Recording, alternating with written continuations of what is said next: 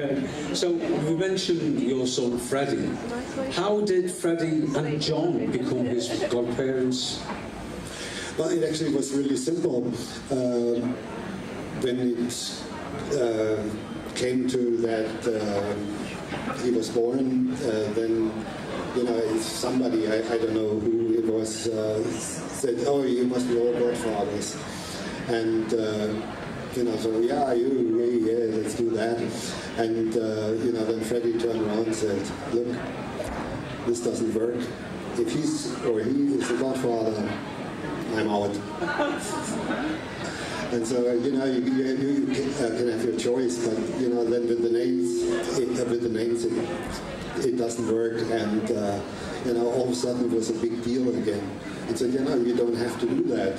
It's just every day children are born and they get names, and they might hate them. So then in the end it worked out okay. Because they just stayed in Munich, and that was it. Well, I think this is a good time to bring the young man on, if he's around there somewhere, little Freddie. He was there. He's here. He's here. So, ladies and gentlemen, would you please like to welcome Freddie's godson, little Freddie Mack.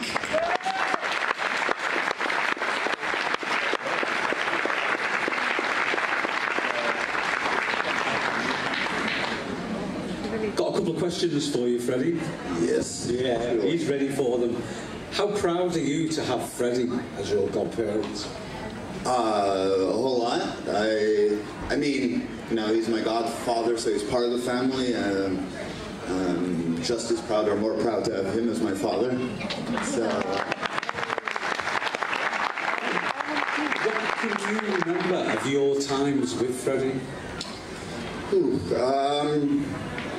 All the different shopping trips that stick out. I mean, as a little child, and then going to visit the uncle, as he was called around our household, not godfather. He was always, still is referred Uncle. Freddy is on the radio.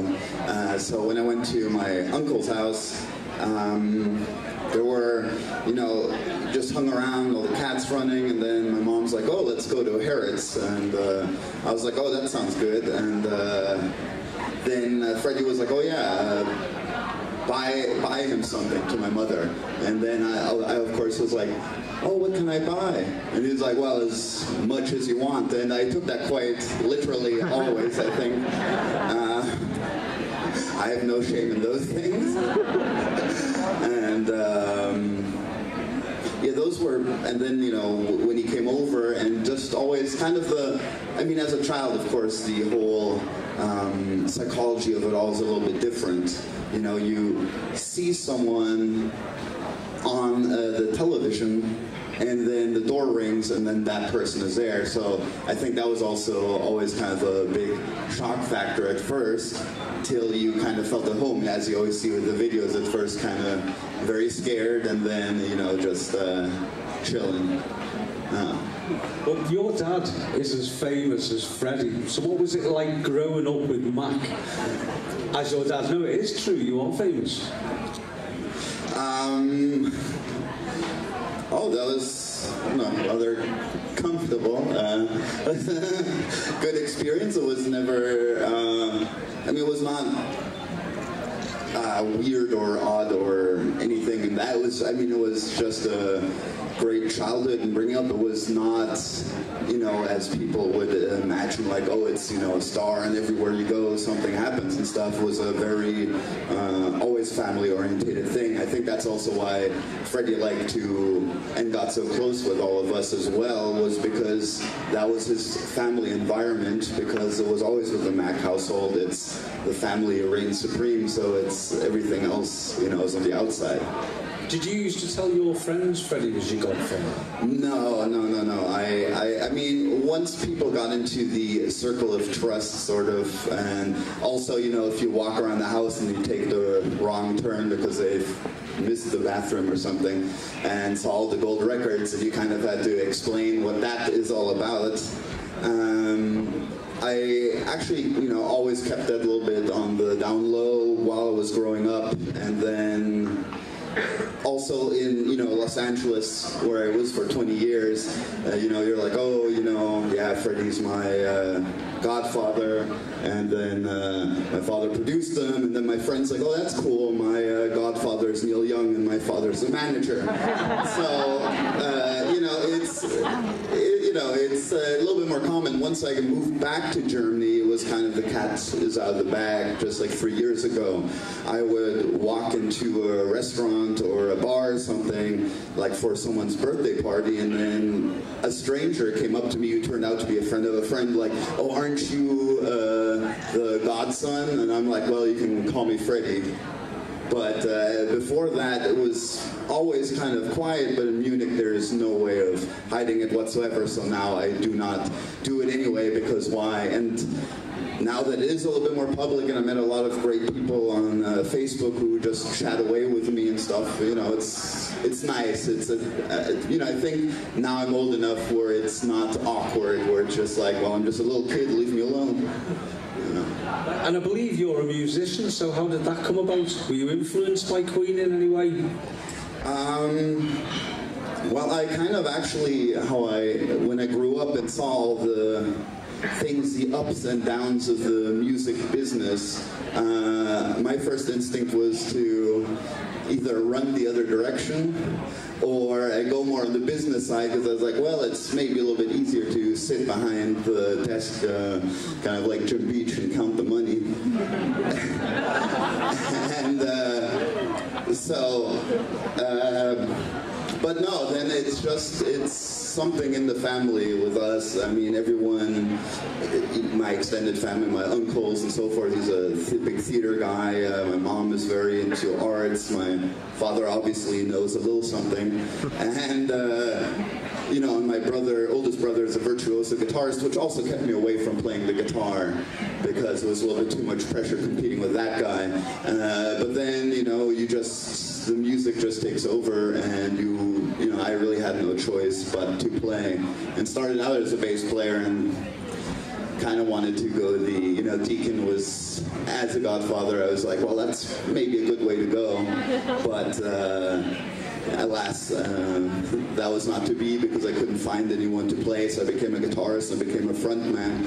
And as soon as I hit the stage, I think for most people it was obvious that I was there to entertain. And then my mother always said, like, well, that's exactly what you get for your godfather, because he was like, a lot of people can, you know, maybe sing or do something musically like I could, which I think is kind of funny. But he's like, I'm a performer. Let's see the other people, you know, that's what I am good at. That's what I like to do. And that's the same with me. I try to be an entertainer. Yeah. So tell us about your band. What band are you in now? I'm in a band called Liquid Meat, and started in Los Angeles many moons ago, and took a long, you know, played a lot of shows there, recorded a few albums, but, you know, just getting my bearings. Now that I'm in Munich, it's really starting to take off, getting a lot of press, playing a lot of shows, and I played Wacken Open Air Festival, which is the biggest metal festival in the world, and now I'm, you know, kind of scrounging around with a new lineup through the scene, local Munich scene, and really promoting the album that me and my father did together with my band, and recorded it. And you know, it was a great show of faith also from the fans, because they completely funded every single cent of the album and the production of it and the bringing it out. So I figure there's some people who like it out there. There is. People love music. Music is part of history. We all get on. How do you feel being part of Freddie's history? Everybody here wanting a piece of your, you know, to talk to you and that now. Well, with him around, I don't get so much of that, you know. They kind of bounce off of him, and then I'm just like, hey, can you take the picture? I'm like, yeah, so I'll do that. But no, I mean, you know, the important part is just that it is part of the family history. And that's exactly what it is. It's family history. So a lot of people are like, how does it feel? How does it feel? I'm like, well, how does it feel for you to have a brother or a sister or that? You know, I mean, yes, there was a lot of important things, but you know, if you have then the father who did all of that, then the godfather who is in play with that, then it's not like, oh, you know, you just had a special godfather, so that's really, you know, it was just like I grew up in it, so it was just, that's how family life is, you know, I was really tiny, but crawling around the studio and seeing all these uncles from like all these different bands over the years, that's, you know, was quite normal, I guess, for me. I think I would go more with my fondest story, actually, of this would be when my mom always taught me when I was born that he asked Phoebe to go, and they were in the studio and heard that I was born, and then the question was like, or Freddie was like, bring her some flowers, and then he was like, well, what kind? And he's like, fuck it, buy all of them. And then the whole flower store was in my mom's recovery room.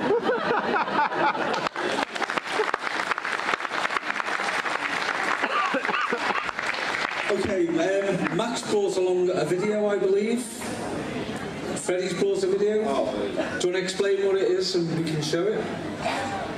Sure, just for shits and giggles, we brought along the newest video that I actually made for the single of our album, so you kind of also have an idea what it's about. It's the second track, the first single off In Meat We Trust. It's a song called They Lied.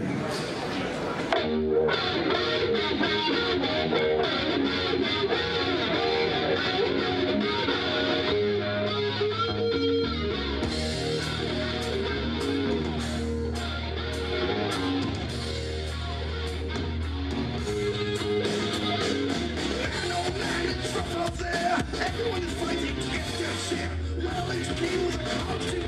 Even those who are different. Looking for jobs that they ever heard. Use the knowledge they ever heard. Academia publishes a little thing. The higher education of the job will bring. Gotta be the other side. No goddamn what they are. Search to be employed, but they'll out every day. Even for the industry to do nothing. We try and try some more. And try to sell and try some more. All we can do is wait for some of my brothers out of time. We did not our infiltrating. It's never decency. Even just to say that the job for me. And the message does come back and tell you all the things you like. Do you do what you fear it? What the fuck is that only else?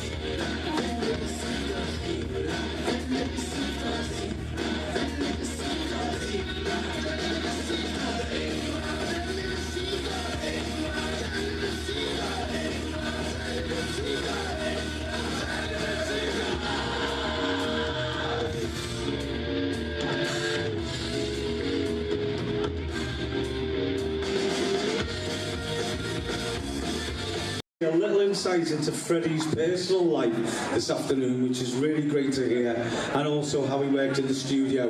Can you please put your hands together for Mac and little Freddie?